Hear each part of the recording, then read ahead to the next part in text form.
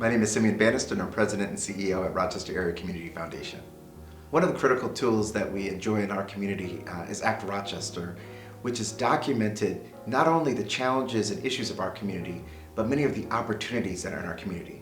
We're excited that the State of Black Rochester will not just document challenges and problems that beset Black people in Rochester, but will also look at the assets that are embedded in the community, will build on those assets, and will look at opportunities for us to continue to grow. The last iteration of the State of Black Rochester was a single book, and things have evolved since then. Now we have social media and we have all kinds of different ways of getting the word out, and so we're excited that this version is going to take advantage of all those channels, that we will offer a multifaceted opportunity for folks to learn about the State of Black Rochester.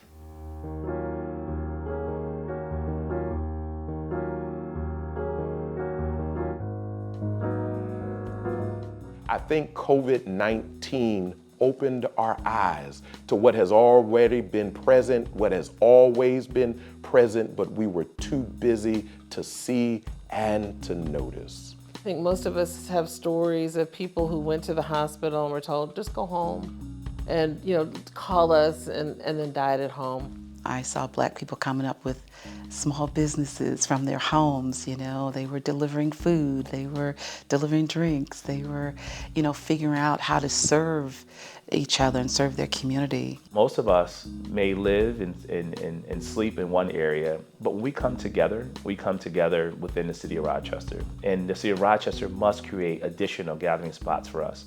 They must bring people here to live, work, and play, as opposed to allowing us to be siloed and separated within our own suburban or rural communities.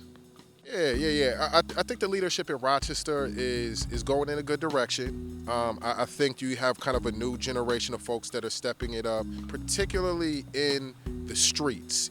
Folks that may have not had as much of a stable home situation, maybe not enough unity in their homes. And so as a result of that, the streets kind of become the default kind of family unit, or whichever way you will word that, so folks feel that. And I think your Devin Bays, your Anthony Hall figures, and even a Justin Morris, these have been some brothers that have done some great work. And there's plenty of others, Tony Nelson, and then Wanda Ridgway, Serena Cotton, that group of people. So just like Blackness is not a monolith, even within our geographic experience, there's deep levels of difference, diversity, and sometimes even disparity. So we've seen two things kind of emerge. We've seen a plethora of resources pop up to kind of assist these communities, which is great. There's a lot more grants, there's a lot more funding, but we've also seen that the Black community, unfortunately, is still suffering in specifically these highly densely populated, impoverished communities here. But we do find that there are resources we're trying to actively connect them with. First, I would tell youth who live in Rochester and who are from Rochester, be proud of Rochester. We have a deep-seated, rooted history in civil rights, in women's rights, in activism, and being at the forefront of change in the country. Be honest with each other, be forgiving with each other, and do what the scripture says we should do. Take care of each other. I am my brother's keeper. Here I am, born and raised in the projects of Fight Village. Now I consider myself to be successful, moving forward with my children, still here. So there is hope, there is a future. Keep your head up, you got this.